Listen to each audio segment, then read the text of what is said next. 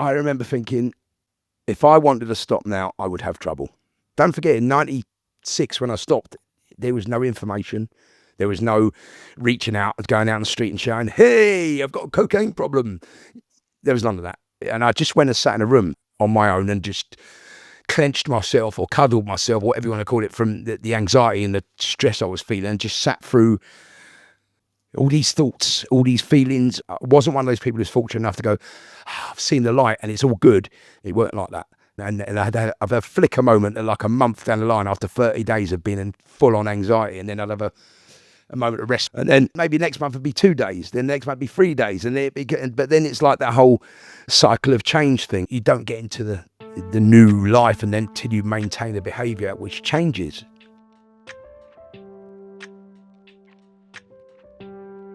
Hi everybody, welcome back to This Is Powerful with me, Paul Scolford. In this podcast, I speak to some incredible people about mindset, mental health, addiction and recovery.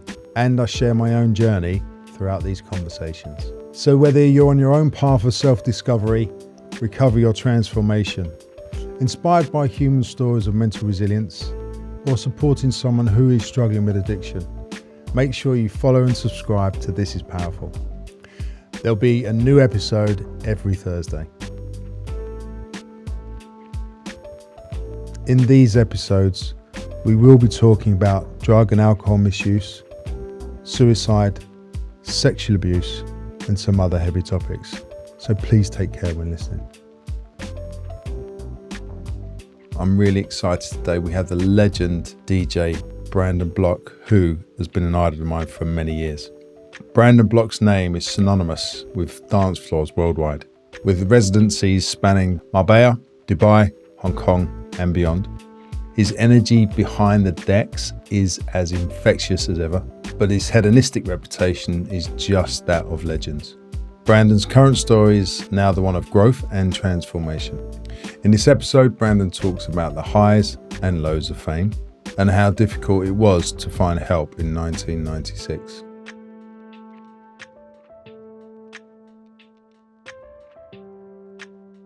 Brandon, welcome to This Is Powerful. I'm so glad we got to do this, even though not in person today. Thanks for having me, and I really appreciate it. It's lovely to talk to you.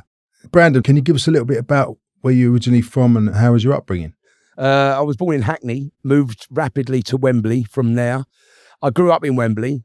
Living in the 80s was just an incredible time. I keep saying to people recently, though, but our age group of what we've been so fortunate with culture, music, the whole growing up in 70s, 80s, 90s, 2000s, we've crossed so many barriers and transcended so many different cultures and religions and music. And I taught my trade in music and dancing and jazz, funk, shuffling and all that stuff in Wembley. Look, I got bullied a bit at school, right?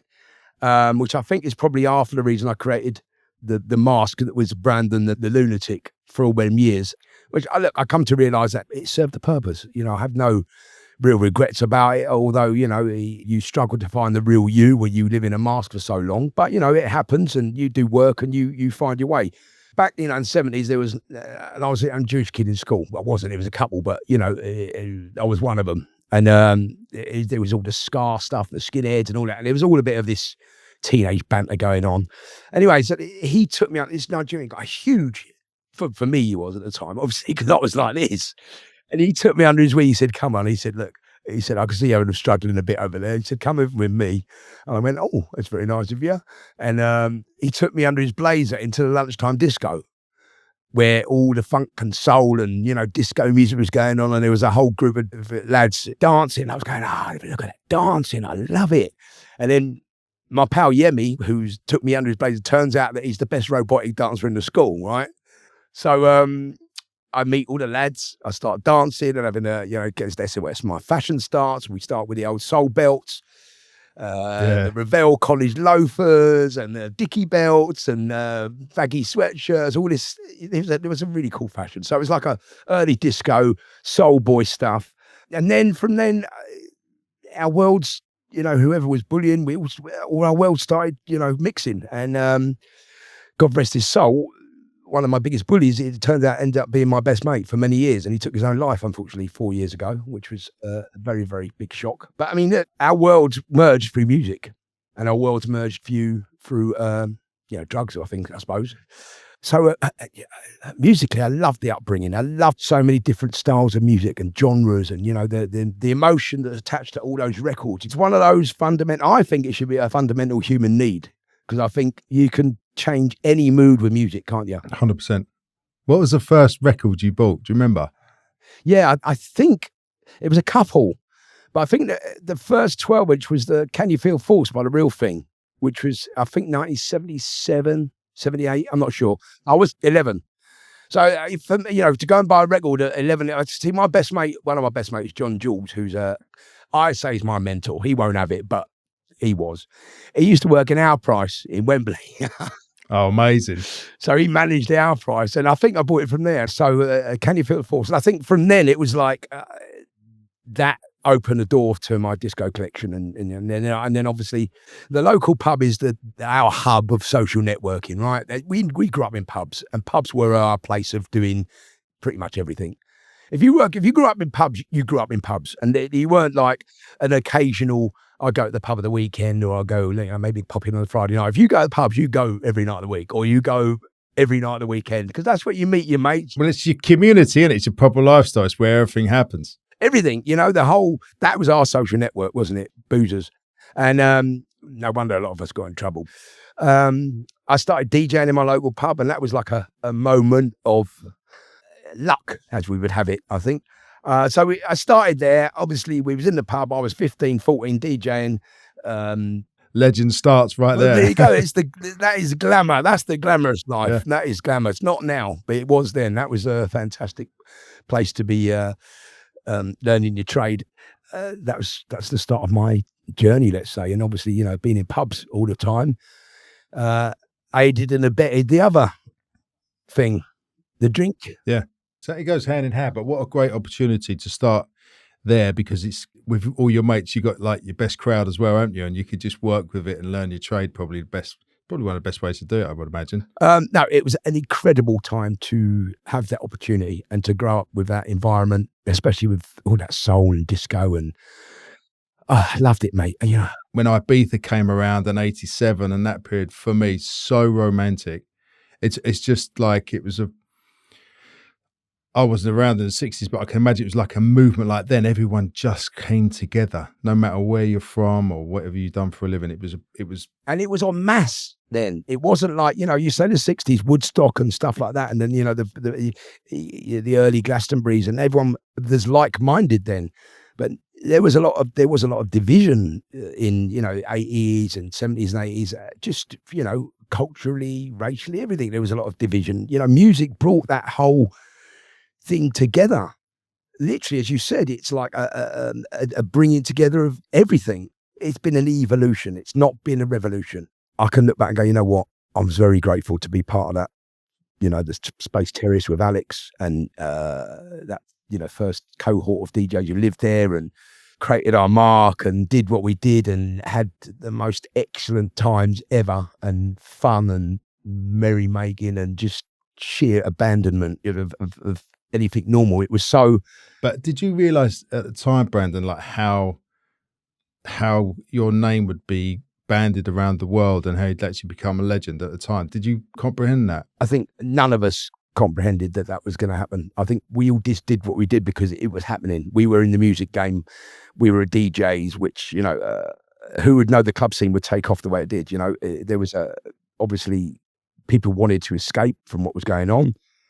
The drugs were around, so just happened to complement the music, let's say. But no, I mean, I never went into it for that reason. That wasn't my ambition. I didn't think, I'm going to be a famous DJ, or I'm going to be a successful DJ, or going to do this for the rest of my life. I just love my music, and I'm just going to play it when I can. So this is why it was such a chance sort of happening.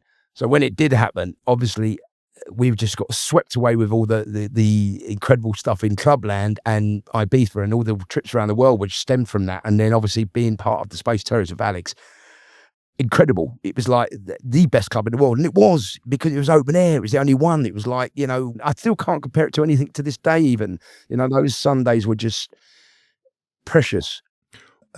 drugs was completely normal, Brandon, at that time.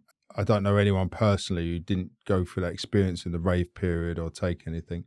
Did you notice that you started to think, this is a bit too much here, I'm struggling a little bit with this?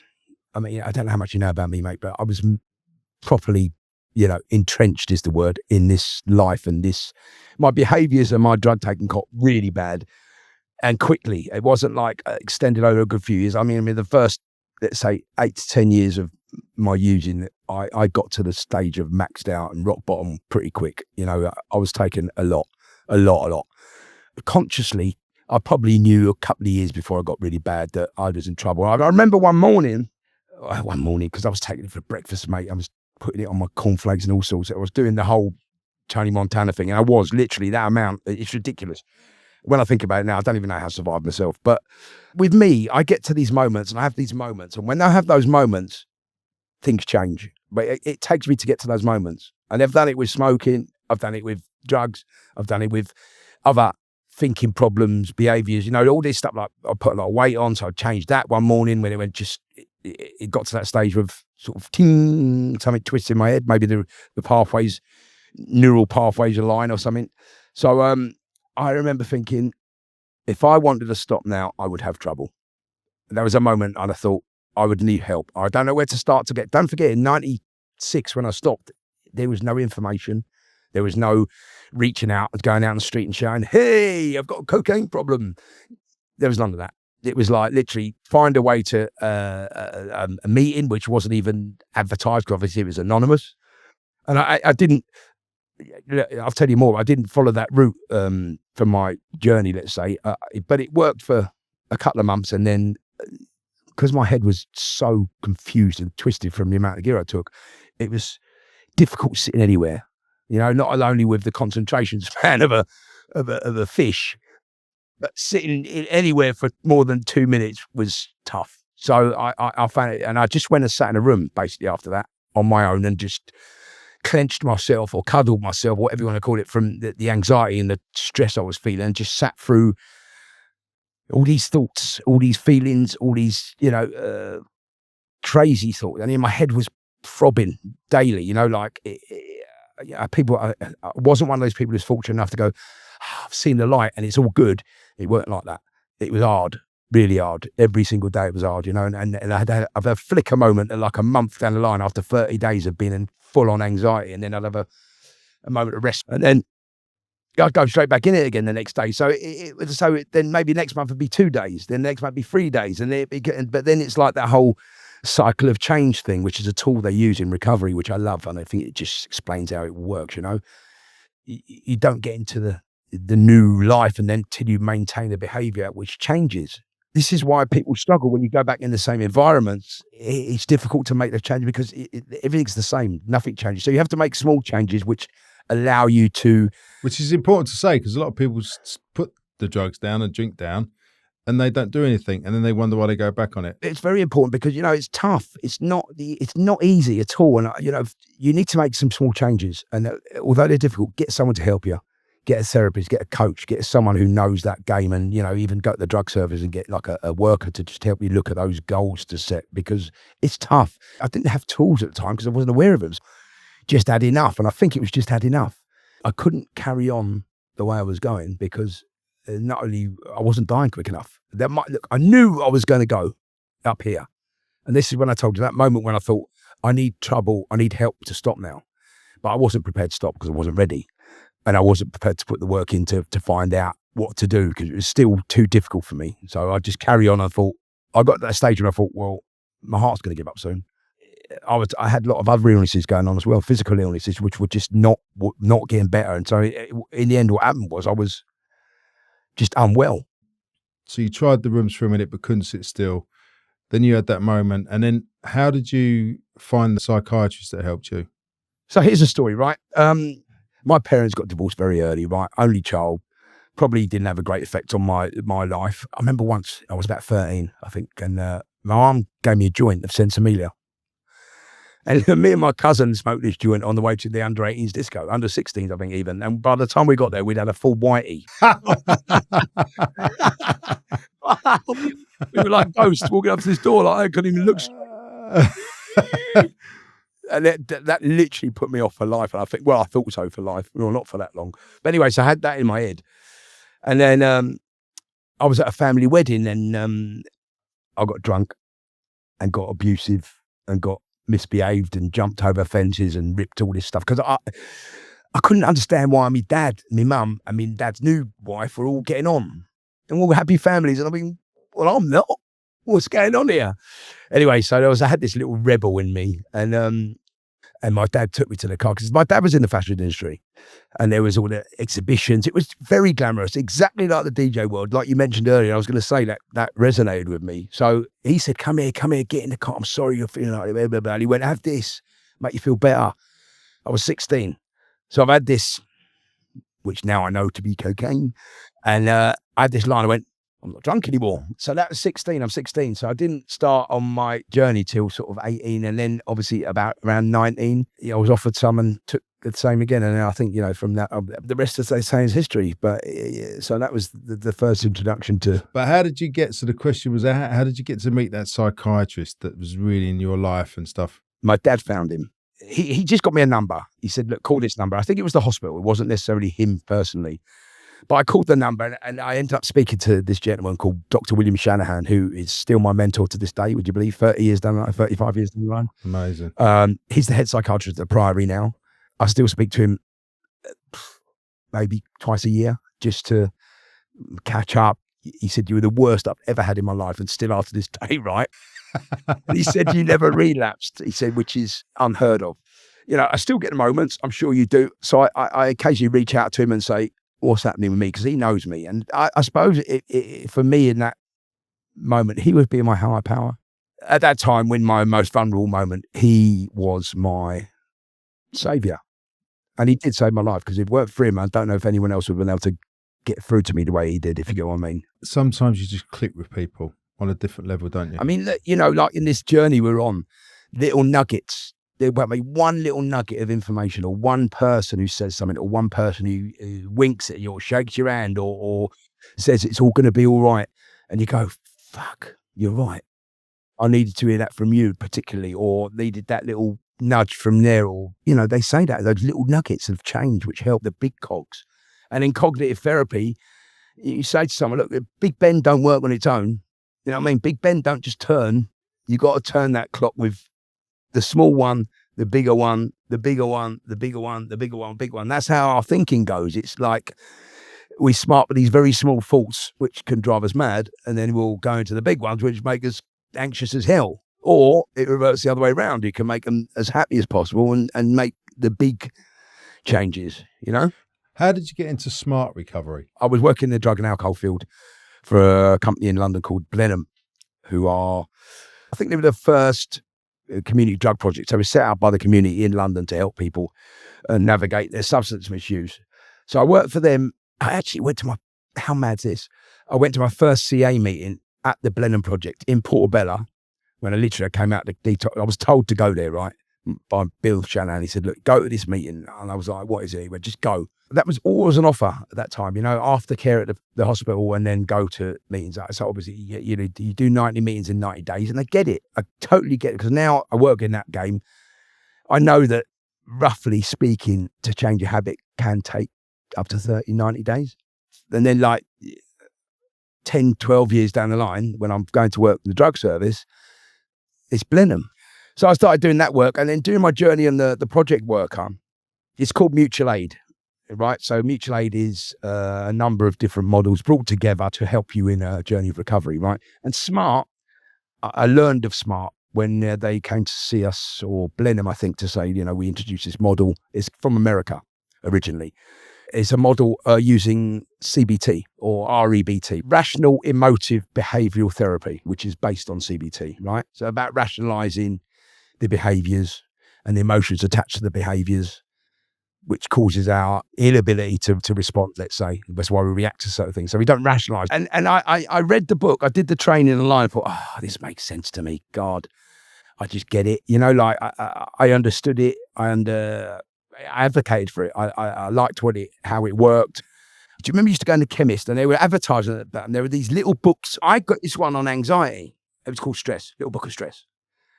And I read it. And every time I got attacked, I read this book. It was like 10 pages long. And it just went, because anxiety will not kill you. You could probably convince yourself you're going to, but actually the actual process of anxiety, i.e. the release of cortisol, adrenaline and all that stuff, peaking, it's called habitation, the period. So it's how long it habits your system. So it goes right to the top of white knuckling, and then all of a sudden it'll go.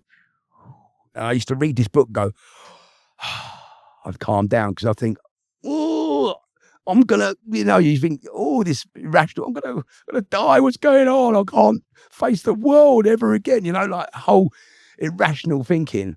So smart. I just love the way it worked. It's easy to understand. There's not too much about spirituality because obviously that can be difficult for people to understand and get their heads around, especially at a vulnerable point, let's say.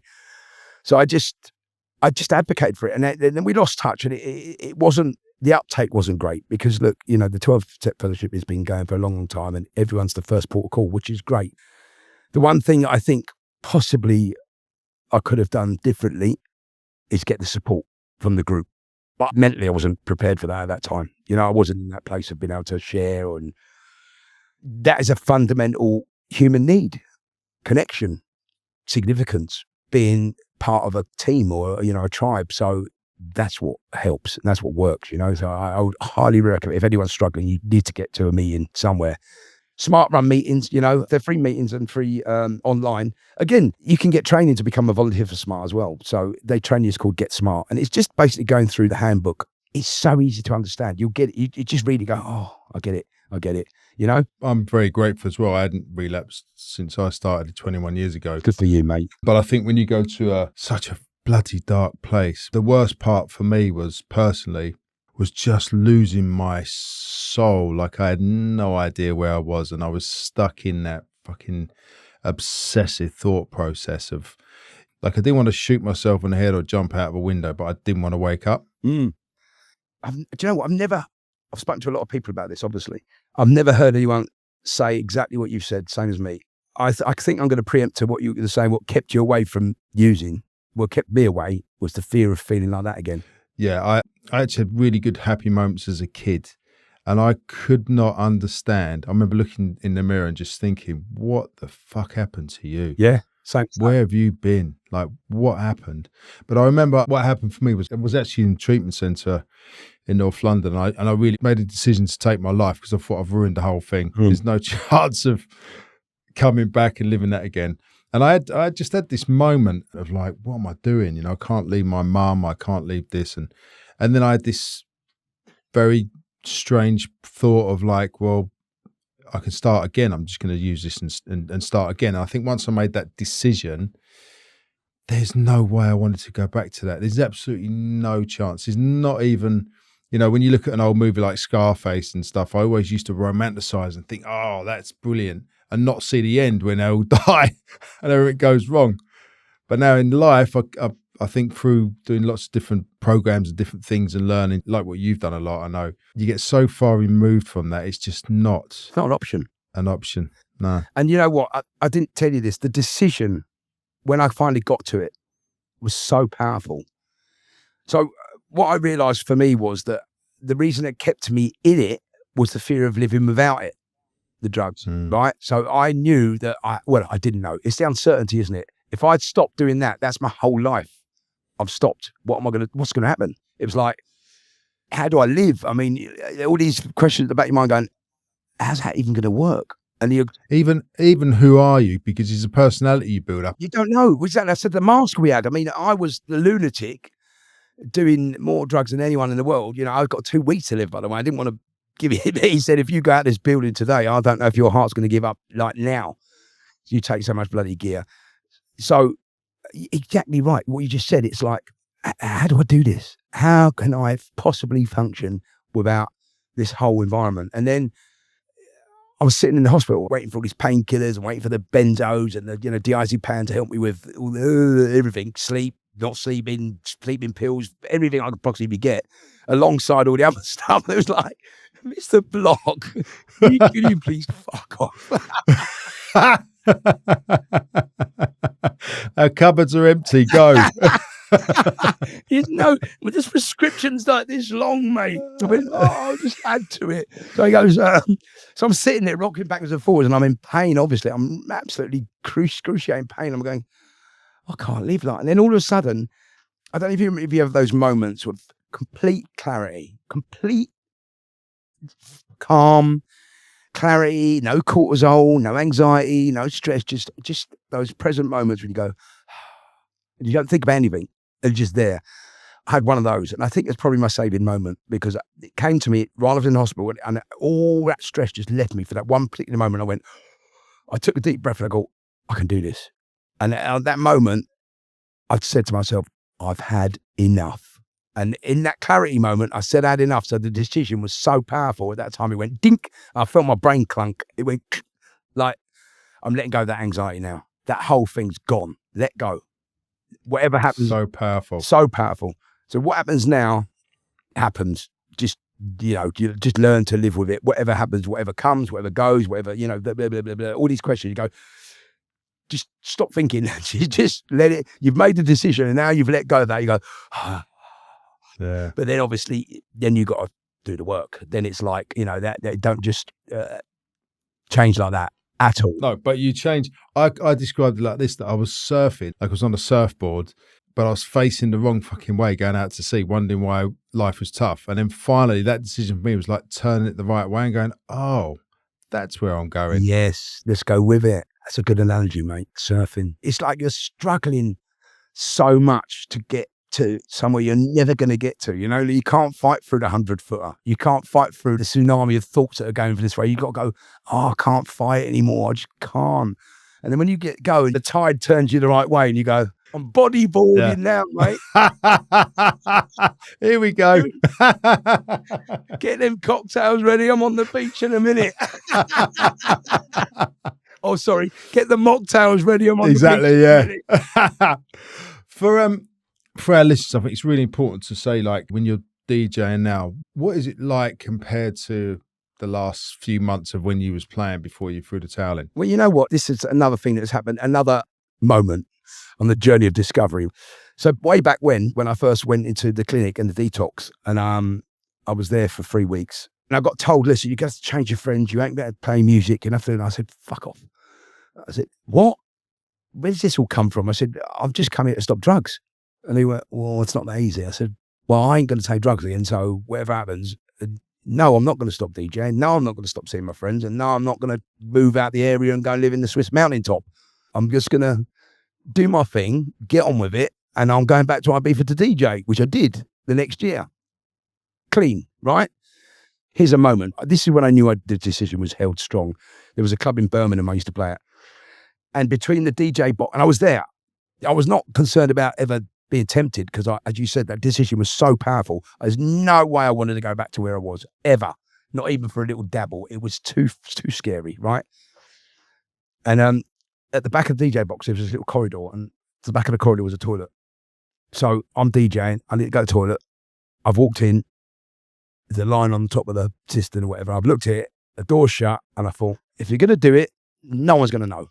This is your ideal justification. You can minimize everything you want. You can make all the thinking errors you want, and you could do that right now. No one's going to know. And I blew it away. I knew then that it was never going to be a problem about going back. So, I went to Ibiza, DJ'd, went back as soon as I'd finished my set. I'd go back to the room. I was staying at Pikes at the time, and I'd literally the year before I was partying with everyone else at the hotel. So you can imagine I'm sitting in the room and I just dealt with it, mate. I knew I wasn't going to go. I knew, and regardless of what happens around you, whatever happens trigger-wise or, urge-wise or anything like that, you just know it's not going to be powerful enough to beat the decision you made, because I was too scared of going back in that place. I couldn't think of anything worse in my life ever than go back to the pain and anguish I've just been through, And when you DJ now, because you're so far removed from that and you're free of it, can you enjoy the music and the process? Can I digress a little bit about that? Yeah. I went to work for the NHS after the drug service. I went to work for the NHS in 2016 doing outreach in the local community with people who have multiple complex needs. So that's crime, mental health issues, substance abuse, homelessness, health problems, everything, doing and going to their houses, trying to move them on. Tough work. Tough work. And I did it. I loved it. I got some good outcomes. I had some really nice things happen, which was great. And then on the back of that, without realizing, I got burnout massively, right? And I was then going into the Celebrity Big Brother house. I don't know if you remember, I did that. Yes, yeah. I went into that, which was probably the worst thing to do in your life, because I'm having to do therapy on myself to get myself out of burnout. And I'm in this house trying to play games and not feeling my best. So the psychiatrist for the show said, Brandon, look, I've always admired you. You've had some great times in gigs, blah, blah, blah. I said, I don't want to see you put yourself through therapy on telly. Would it be easier for you? Because I can see you struggling. He said, no one else probably can, but I can. So would you like to leave? And I said, I think it might be better, to be honest. I don't know how I'm going to feel. He said, I thought you'd be out in a couple of days, but I was actually ruined. Anyway, on the back of that, I came out and I was empty. I was like emotionally devoid of everything. Not only had the job done it to me, but being in there for a couple of weeks had really sort of impacted on my emotional stability. So I went on the journey of personal development, which is like, Tony Robbins. I did, the whole empowerment thing. And I sort of got it. I got the whole thing that you can empower yourself and, with some work. I didn't particularly like the loads of dough at the end, if you get what I mean. Like you, I got my stuff for free. I gave it out for free. My life was saved by a series of events and people helping me and, me helping other people. So I generally didn't feel that. But on that back of that, I opened my charity, Happy Days for Everyone, which was lovely. And I was doing Facebook Lives. Like before podcasting was any good, I started doing Facebook Lives with people like yourself and, people who've had overcome, adversities in life and how they've managed to move on. Anyway, I became a goal mapping coach, right? Goal mapping is a fantastic model of life coaching, right? And it's so good for creatives, right? Because it uses pictures and words. It's not just about a SMART goal. So a SMART goal is a series of commands, and humans don't like commands. If I say you must do this.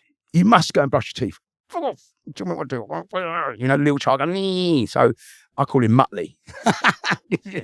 He's going, irritable stomach syndrome. So all these demands, it's like you draw pictures. So you have a vision board, but you also have a route to get to it. So it's like a map that shows you how to get to your vision, which is the written bit. It's called whole brain, right? As opposed to right brain, left brain being, articulate side and then, the creative side. It's like, it works for me. I did a map when I first met Brian, and in 8 months I'd achieved every goal. And one was including putting on a music festival for 2,000 people from scratch. So I had it all written on the board and I did all this stuff without subconsciously. I was commanding my subconscious every day without realizing. So I didn't have to write it down. I didn't have to, got to do that, got to do that, got to do that. You write it all down, literally just watch your smart map every day, your goal map, and subconsciously you just do that. Let your brain do it. Yeah, it's incredible, isn't it? You do it. It's fantastic. So I digressed a little bit. It gets me back to our music. Brian is also a DJ, right? Back in his day. He was the youngest licensee on the Isle of Wight, right? His nightclub was the biggest one. Everyone used, famous people, celebrities used to go from the UK to this nightclub because it was a really cool place back in the day. One of the earliest nightclubs in town or around, right? I think there was probably, Tramps in London and Blitz and stuff like that. But, it was very, very popular. And he was like 19 or 17. He tells his story. So he owned this nightclub. So he was like, he married Miss World or Miss something at the time. He had a Ferrari, and then obviously Spanish travel came. Freddie Laker. Everyone went away. So his demographic left. So he found this program. He happened upon it, on his journey. And he said, what I've learned is I listen to the words now. And I went, you know what? That's what I've been doing. These records I play, I sing them because they've all got love in the title, right? And they're all they're all love songs, pretty much. So you start singing these love songs, you go, oh my God, I'm feeling fantastic. Like I sing at the top of my voice, even when I'm DJing. So what I found is that I don't need any of that other stuff. I'm happy to get the songs out which people love and sing them along and see. I'm getting a buzz from it, and I'm getting all the stuff that I need. I don't need the other stuff, the other distractions. So musically, and this is the other thing that came to me recently. I no longer, and I suppose it's been about the last 5, 6, 7 years, possibly. It doesn't come into my head. Doesn't even enter my mind. Like not even. You could introduce me to Pablo Escobar, and he could bring a sackload with him, and it wouldn't even cross my mind now. So I don't get triggered. I don't get urges. I don't get thoughts about it. I don't get anything. All I get is when I go, I get performance nerves, anxiety before I do a gig, which is normal. I think that's normal because if you're passionate about something, no matter how long you've been doing it for, I feel like that's like a normal process to go through. Yeah, you want to do something good. You don't want to let yourself, they don't want to let people down. You know, they've come to enjoy themselves. You don't want to, you want to just give them the best you can. But I think, that fundamentally brings it back to that whole thing we were saying about music being the emotional tool that it is, not just sounds. It's a language that, language of love. Music kept me alive. Music wasn't the reason I started all this. Music's kept me here. I'm still here because of music, I'm still very grateful that we, after 40 years, are able to still go to a club, play music to people, make them dance, make them feel happy, have a good night, go home. And I love a day party now. Just one last question, Brandon. For those people, our listeners that may be struggling, what advice would you give them? I say this all the time now. I can't give you tools. What I'd say is, please don't be afraid to reach out to anyone. The first process in any journey is to break the mold, to start with something. And if it's just asking someone a question about where I might go, any idea I might speak to, can you help me? I'm struggling. I mean, I had said that. I've said it myself yesterday to my therapist because I get a therapy. I still have to do it because I love it. It helps and she's fantastic. So I said, I'm struggling at the moment. I need to get some stuff off my chest. And once you get it out of your head and put it on paper or say it to someone else, it's out. It's done. So don't suffer in silence. Don't be afraid to reach out. Please, if either of us can help, message us on Instagram. If you just want to get help locally, go to your local drug service, go to your local church, go to your local house of faith, anything. Just go and reach out to someone because people will listen now. I think that's the whole thing about this whole awareness, which is great. People will listen to what you've got to say now. Brilliant. Brandon, thank you so much.